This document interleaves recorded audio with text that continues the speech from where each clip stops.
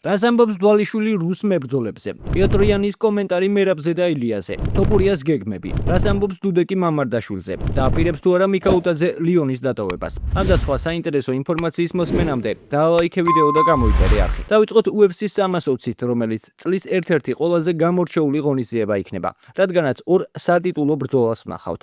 ერთი ანკალაევის და პერეირას ჭუბი იქნება, მაგრამ რაც ჩვენთვის უფრო მნიშვნელოვანია, არის ის, რომ ამ ღონისძიებაზე მერაბ დვალიშვილი საჩემპიონო კამარს კიდევ ერთხელ კორი სენთეგენის წინააღმდეგ დაიცავს. შეგახსენებთ, რომ კორის რეკორდი 18 მოგება და 5 მარცხია. მერაბი კი კარიერაში 21 გამარჯვებისთვის იბრძოლებს. აქვე შეგახსენებთ, რომ ამ ბრძოლის ჩანიშვნამდე მერაბის მეტოქეთ რამდენიმე მებრძოლი მოიაზრებოდა. მათ შორის ერთ-ერთი მერაბის მიერ უკვე დამარცხებული რუსი მებრძოლი პიოტრ იანი იყო. აღსანიშნავია ისიც, რომ UFC-ს სუპერმსუბუქი წონითი დივიზიონის ქართულმა ჩემპიონმა მეტ სერასთან რუს სპორტსმენებთან მეტოქეობაზე ისაუბრა. რუსეთი ჩვენი მეზობელია, მაგრამ ისინი მოძალადეები არიან. რუსები ჩვენთან ჩამოდიან, მათ ვმასპინძლობთ. ჩვენ პრობლემა არ გვაქვს რუს ხალხთან, არამედ პოლიტიკოსებთან და ცუდ ადამიანებთან, რომლებიც ჩვენ ქვეყანას პატივს არ სცემენ. რუსეთმა ჩვენი ტერიტორიები დაიპყრო. ჩვენთვის რუსეთისა და საქართველოს მეტოქეობა ეს სპორტზე მეტია, ყოველთვის. მაგალითად, როდესაც ფეხბურთის შეხვედრას წააგებ, ხვდები, რომ ეს უბრალოდ თამაშია, მაგრამ აქ უკვე საუბარია ბრძოლაზე. აქვე გეტყვით იმასაც, რომ UFC-ს რუსი მებრძოლი და სუპერმსუბუქი წონითი დივიზიონის ყოფილი ჩემპიონი პიოტრ იანი მერაბის და კორის ჩხუბს გამოეხმაურა და ილია თოფურიაზეს ისაუბრა. მზად ვიქნები, რომ მერაბის და კორის შორის გამარჯვებულს ვებრძოლო, ან ეს ჩხუბი დავასხვიო. ვფიქრობ, მერაბი ისევე მოახლოვს თავს მეტოქეს საკუთარ ტემპს და ზეწოლას.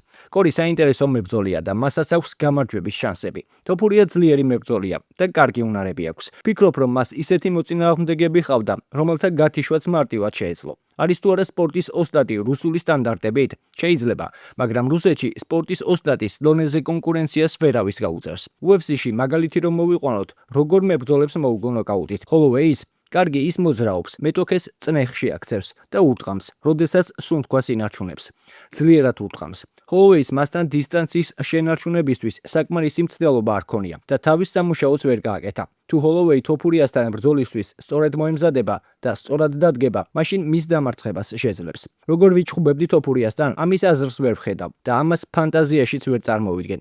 მე ჩემი ამოცანები მაქვს. ზოგადად მჯერა, რომ ნებისმიერი მებრძოლის დამარცხება შემიძლია. UFC-ს სუპერმსუბუქი წონითი დივიზიონის ყოფილი ჩემპიონის შონ უმალის აზრით კი კორი ბევრად რთული მეტოქია, ვიდრე ხალხს გონია და მანქანას მარტივი ორთაბრძოლა არ ელის. დვალიშვილზე დავდებდი ფსონს არჩევანის გაკეთება რომ მომიწიოს. რთულია თქვა ვინ მოიგებს. ვფიქრობ შანსები მაინც 50-50-ია, მაგრამ თუ მერაბმა კორი დაიჭირა, სენთეგენი მიხვდება ფიზიკურად რა ძლიერია ეს პატარა ქართველი. რა თქმა უნდა შესაძლებელია ვწდებოდე. არსებობს შანსი, რომ კორიმ ჭიდაობაში საოცარი დასვა აჩვენოს და დვალიშვილს მოუგოს. რაც შეეხება მერაბს, ისევ ილუზიებში ვარ და მგონია, რომ მისი დამარცხება შემიძლია. მაქს ჰოლოვეიმ დასტინ პორიესთან პირველი ორი ბრძოლა წააგო, შემდეგ კი მოუგო, ასე რომ არასდროს თქვა არასდროს. შეგახსენებთ, რომ სენთეგენისა და დვალიშვილის ორთაბრძოლა თბილისის დროით 5 ოქტომბერს გაიმართება და UFC 320-ის ერთ-ერთი მთავარი მოვლენა იქნება. თქვენ რას ფიქრობთ, როგორ დამთავრდება ეს ბრძოლა? დაწერეთ თქვენი აზრი კომენტარებში. მანამდე კი გეტყვით, რომ UFC-ს მსუბუქი წონის დივიზიონის ასევე ქართული ჩემპიონი ილია თოფურია მზადა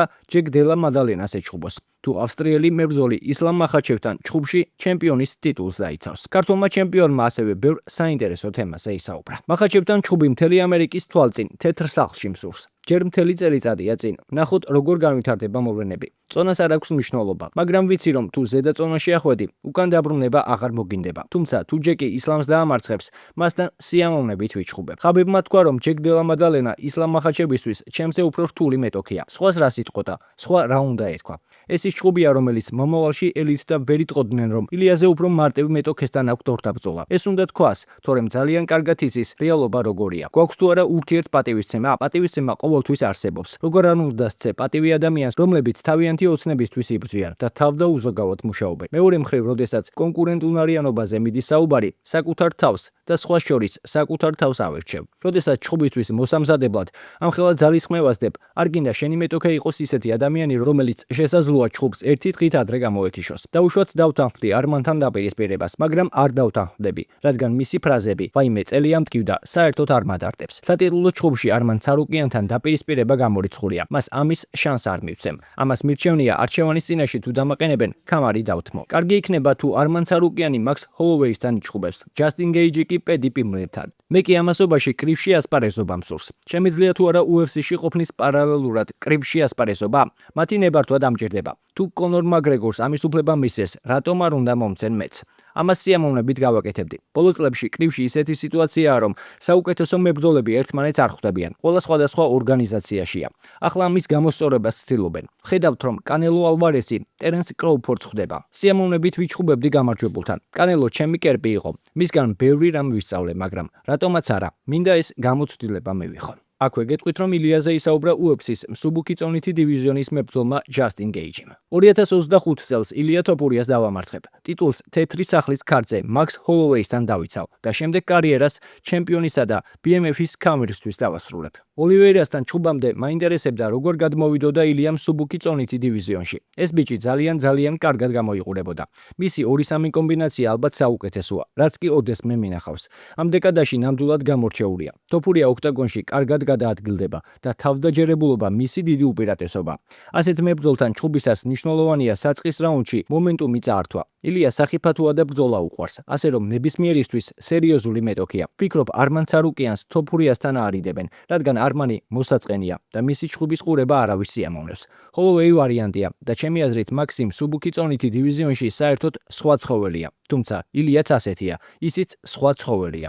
ძალიან მიხარია, რომ ისინი ჩვენს წონით დივიზიონში ამოვიდნენ და მსოფლიოს საუკეთესო დივიზიონი კიდევ უფრო აღმაფრთოვანებელი გახადეს. თქვენ რას ფიქრობთ, შეძლებს გეიჯი თოფურიას დამარცხებას? დაწერეთ თქვენი აზრი კომენტარებში. აქვე შეგახსენებთ, რომ Newsmakers-ის Instagram გვერდზე თამაშდება UFC-ს საჩემპიონო კამრის რეპლიკა, რომლის გამარჯვებული 5000 გამომწერზე გამოვლინდება. ასე რომ არ გამოტოვო ეს შანსი. ნახე Newsmakers-ის Instagram გვერდზე აპინული გათამაშების უმარტივესი წესები. ახლა კი ფეხბურთი და გიორგი მამარდაშვილი, რომელმაც ლივერპულის რიგებში რამდენიმე ამხანაგური შეხვედრა უკვე ჩაატარა. აღსანიშნავია, რომ მამარდაშვილის და ალისონის კონკურენციაზე ვეტერანმა პოლონელმა მეკარემ იერჯი დუდეკმა ისაუბრა. მამარდაშვილს ყველა საჭირო თვისება აქვს, რომ ლივერპული ღირსეულად წარმოადგინოს. რა თქმა უნდა, ამ ეტაპზე ალისონი პირველი ნომერია, მაგრამ ქართველმა იცის რა უნდა გააკეთოს. ის მაღალი დონის მეკარეა, ბრწყინვალე რეაქცია აქვს, რთულ დარტყმებს იღებს და ფეხით კარგად თამაშობს. ვფიქრობ, ლივერპულის სტილს კარგად მოერგება. შეგახსენებთ, რომ ლივერპულის ოფიციალური შეხვედრები აგვისტოდან დაიწყება და იმედია, რომ გიორგი ძირითადში თავის დამკვიდრებას მალე შეძლებს. ახლა კი გიორგი მიქაუტაძე, რომელმაც მცირე ტრავმა მოირჩინა და ჰამბურგთან ამხანაგურ შეხვედრაში გოლით გაიტანა. ეს შეხვედრა ლიონის გამარჯვებით 4-0 დამთავრდა. აღსანიშნავია, რომ რამდენიმე დღის წინ ქართველმა მისი გუნდიდან შესაძლო წასვლასთან დაკავშირებით გავრცელებულ ინფორმაციაზე ისაუბრა. კლუბის დატოვება არ წარმომიდგენია. კონტრაქტი 2028 წლამდე მაქვს გაფორმებული. აქ იმისთვის ვარ, რომ გოლები გავიტანო და კლუბს მიზნების მიღწევაში დავეხმარო. კარგად ვარ. კოჭზე მცირე დისკომფორტი მქონდა. მიხარია მოედანზე დაბრუნება. ეს შეხვედრები სეზონისთვის მოსამზადებლად მნიშვნელოვანია და სასიამოვნოა ბუცების ჩაცმა. მეტოქე ჩვენზე მეტად იყო მზად, უფრო მეტი შეხვედრა ჩაატარეს. გუნდში ბევრი ახალგაზრდა ფეხბურთელი ყავს და აქ ვართ, რომ მათ მხარი დაუჭიროთ. ყოველდღიურად მუშაობთ შესათამაშებლად. ჯერ კიდევ გვაქვს დრო. ბევრს ვესაუბრები ჩემს გარშემო მყოფ ახალგაზრდა ფეხბურთელებს. მუდმივად ვცდილობთ, რომ მათ თავის გამოსაჩენად საუკეთესო პირობები შეუქმნათ. უბრალოდ გუნდურად შეთამაშება საჭიროა. უნდა მოუმატოთ. ბოლოს წარმატებები ვუსურვოთ გიორგის და ქართველ სპორტსმენებს. თქვენ კი თუ მოგეწონათ ვიდეო, დაალაიქეთ, გამოიწერეთ არხი და ჩართეთ ზარიცხი ლайკი, რომ არ გამოგჩეთ შემდგომი საინტერესო სიახლეები.